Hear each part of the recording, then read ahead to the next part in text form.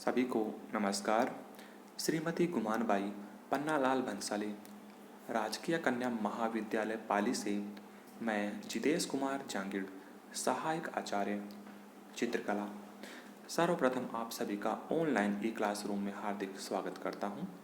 जैसे कि हम बीए द्वितीय वर्ष की चित्रकला विषय के अंतर्गत प्रागैतिहासिक काल का अध्ययन कर रहे हैं। पूर्व के भाग में हमने अध्ययन किया था प्रागैतिहासिक काल के समय का और उस समय की चित्रकला का उद्गम जो है कैसे हुआ था। मनुष्य जो है स्वतंत्र जो है रूप से रहता था, फिर गुफाओं में रहने लग गया था, अपने शरीर को ढकने के लिए जानवरों की खाल को काम में लेने लग गया था और वह जानवरों को शिकार करता था, उनको मार करके शिकार करके उनको आग में पका करके उसको खाने लग गया था। इसी के साथ ही चित्रकला कैसे पनपी उसकी भी बात हमने की। जो है उसने जो तूलिका बनाई थी वो कैसे बनाई थी, वह रंग कैसे भरता था, जो है जानवरों की हड्डियों की जो नली होती थी है ना, उसमें वो रंग भर करके फिर जो है स्टेंसिल पद्धति जो छापांकन जो है एक तरह से छापा पद्धति उसने विकसित की थी उस समय। जो आज हम हाथ के छापे वगैरह लगाते हैं, हाथ के ऊपर रंग लगा करके और दीवारों पे छापते हैं या कागज़ पर छापते हैं, तो वो पद्धति उसने आदि मानव ने हमसे तो हजारों साल पहले ही विकसित कर ली थी।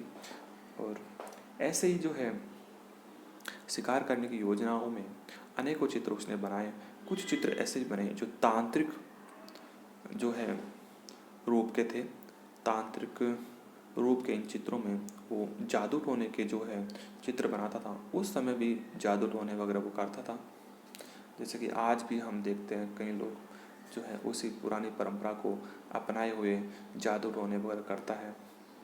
तो जादू टोने के रूप में वो जो कुछ प्रतीक चिन्ह काम में लेता था, उसमें सूर्य, चंद्रमा या फिर उसके साथ में अनेकों षटकोण, अष्टकोण, त्रिभुज वगैरह ये जो ज्यामितीय आकृतियाँ थी उनको भी वह बनाता था। ऐसे कुछ जादू टोने के जो चित्र है वो भी हमें उस समय आदि मानव के समय के मिले हैं। तो जैसे कि मैंने बताया कि वह शिकार करने की योजनाओं के साथ में और जादू टोने के चित्र भी बनाता था और अपने सर के ऊपर वो जो जानवरों के सिर को मुकुट के रूप में रखता था। तो ऐसे ऐसे खुद के चित्र भी उसने बनाए कि कैसे वह शिकार करेगा, क्या योजना उसकी है। इसके साथ ही जैसे कि मैंने बताया था कि वह गुफाओं की शिलाओं को उनको गर्म करने के लिए, प्रकाशित करने के लिए पशुओं की चर्बी या फिर लकड़ी को भी वह जलाने लग गया था और उपलब्ध सामग्री के माध्यम से उसने अपने मन में जन्मी कोमल भावनाओं की अभिव्यक्ति की। उस समय मनुष्य ने विशेष रूप से पत्थर, लकड़ी तथा मिट्टी का ही प्रयोग किया था। इसलिए इस काल को विद्वानों ने पाषाण काल के नाम से पुकारा है, क्योंकि उस समय जो है जो पत्थर था वो ही मुख्य रूप से काम में आता था, इसलिए इस काल को पाषाण काल के नाम से जाना जाता है। पत्थर को ही वह थोड़ा नुकीला करके और जानवरों के मांस को, खाल को काटने के काम में लेता था या लकड़ी को काटने के काम में लेता था। पत्थर उसका मुख्य औजार था, हथियार था। और भारतीय चित्रकला का उद्गम भी प्रागैतिहासिक काल से ही माना जाता है और समय के साथ साथ मनुष्य ने जो जो विकास किया, भारत में यह कला भी अपने उत्कर्ष को प्राप्त करती रही। चलिए हम आगे बढ़ते हैं। आपको मैं कुछ चट्टानी चित्र दिखाता हूँ। रॉक आर्ट जिसको हम बोलते हैं, अपने प्रागैतिहासिक काल जो प्री हिस्टोरिकल आर्ट जो है वो किस रूप में थी। यह जो आप चित्र देख रहे हैं, जिसमें आप देखिए कि मात्र एक ही रंग जो है उसने काम में लिया है। अब आप इस चित्र को देखने से समझ गए होंगे कि विभिन्न जो शस्त्र जो है, हथियार जो है उस मनुष्य ने अपने हाथ में ले रखे हैं। आप देख सकते हो मनुष्य की आकृतियों में बड़े बड़े हथियार, धनुष है, बाण है और कई जगह में उसने अपने लकड़ी के भाले भी वह बनाता था। लकड़ी के भाले और ये धनुष बाण ये तो आपको अधिकतर जगह मिल जाएगी। तो साथ में आप देख सकते हैं जो जानवर है, कोई घोड़े की आकृति है, कोई जो है ऐसे ही पशुओं की आकृतियाँ जो है भिन्न भिन्न, वो उनका शिकार करते थे। उनको चारों तरफ घेर करके प्लानिंग करके उनको वो मारते थे, गिराते थे। इस प्रकार से आप देख सकते हैं जो चट्टानों की दीवारें हैं वो भी बिल्कुल बिना गढ़ी हुई है, आज की तरह समतल नहीं है। तो इस प्रकार से वह शिकार करता था। और ये देखिए ये घोड़े जैसी आकृति है, ये कोई अन्य पशु है।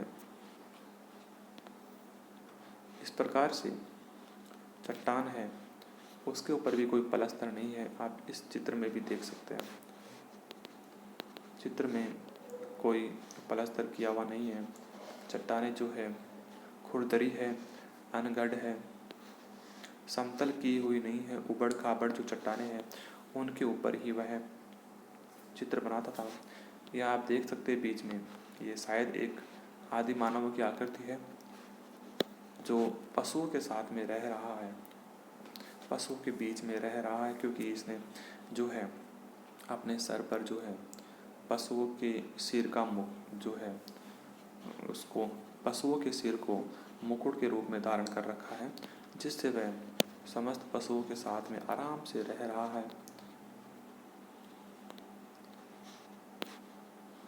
यह आप देख सकते हैं कि छापांकन पद्धति के जो चित्र हैं, जिसको शुद्ध रूप में क्षेपांकन पद्धति कहते हैं, ऐसे कई चित्र जो है अनेक गुफाओं में हमें मिले हैं। आप देख सकते हैं इस तरफ, यहाँ पर भी जो है जैसे कि मैंने बताया था, वह अपने हाथ को गुफाओं की दीवारों पर रखता था और उसके बाद जो है रंग फूंकता था अपने हाथ के ऊपर, फिर हाथ को उठाता था तो वहाँ पर ये रंग जो है छप जाता था। और कई बार वह अपने हाथ के ऊपर रंग लगा कर के भी छापता था। तो दोनों ही पद्धति उसने काम में ली थी। या आप देख सकते हैं खुली दीवारों पर, खुली चट्टानों पर वह कैसे चित्र बनाता था। यहाँ पर सफ़ेद रंग ही काम में लिया गया है। इस प्रकार से आपको अब पता लग गया होगा कि आदि मानव जो है गुफाओं की दीवारों पर इस प्रकार के चित्र बनाता था। जैसे कि मैंने बताया 2-3 रंगों में ही जो है चट्टानों की दीवारों पर वह शिकार की योजनाओं के चित्र बनाता था। चलिए अब हम बात करते हैं प्रागैतिहासिक काल के विभाजन की। प्रागैतिहासिक काल को जो है कई कालों में विभाजित किया हुआ है और यह भी मुख्य रूप से मनुष्य के आदि मानव के विकास के साथ साथ जुड़ा हुआ है। जैसे कि पूर्व पाषाण काल, मध्य पाषाण काल, उत्तर पाषाण काल। पूर्व पाषाण काल में वह जो है बिल्कुल ही ऐसा था कि उसको बिल्कुल पता नहीं था कैसे हथियार रखने हैं, कैसे क्या। एक तरह से वह बिल्कुल असभ्य था। मध्य पाषाण काल में थोड़ा सा सभ्य हुआ, फिर उत्तर पाषाण काल में थोड़ा ज़्यादा ठीक हुआ, थोड़ा दिमाग ज़्यादा काम में लेने लग गया था, ज़्यादा विकसित हुआ था। तो सबसे पहला जो काल आता है वो पूर्व पाषाण काल आता है, जिसको मेगालिथिक एज कहते हैं। लिथिक का मतलब जो है पाषाण है और ये पाषाण काल ही है, इसको मेगालिथिक एज भी कहते हैं, जो 30,000 से 25,000 ईसा पूर्व माना जाता है। ऐसे ही मध्य पाषाण काल, जिसको मेसोलिथिक एज कहते हैं, उस समय के जो मनुष्य हैं उनको हम मेसोलिथिक जो मानव है वो कह सकते हैं। और यह जो इसका समय है 25,000 से 10,000 ईसा पूर्व का समय है। इसी प्रकार से तीसरा काल जो आता है वो है उत्तर पाषाण काल, जिसको हम नियोलिथिक एज कहते हैं। और इस काल का समय जो है वो 10,000 ईसा पूर्व से 3,000 ईसा पूर्व का माना जाता है। ये जो काल है, संपूर्ण कालक्रम 30,000 से 3,000 ईसा पूर्व, ये जो कालक्रम है ये हमारी सिंधु घाटी सभ्यता के पहले का कालक्रम है। मानव सभ्य नहीं हुआ था, लेकिन जब सभ्यता की बात करते हैं तो हमारी सबसे पहले हमारे सामने आती है सिंधु नदी घाटी सभ्यता, जिसका समय भी हम 30,000 या 25,000 ईसा पूर्व से मानते हैं। वह भी हम पढ़ेंगे। और उस सभ्यता के बाद में आता है जो हमारे जो ईसवी काल है, ईसा का जन्म से जिसको माना जाता है, जिसको हम पढ़ते हैं। आज के लिए हम इतना ही पढ़ेंगे। अगले भाग में हम आपको इन तीनों कालों को थोड़ा विस्तृत रूप में बताएंगे। आज के लिए इतना ही। धन्यवाद।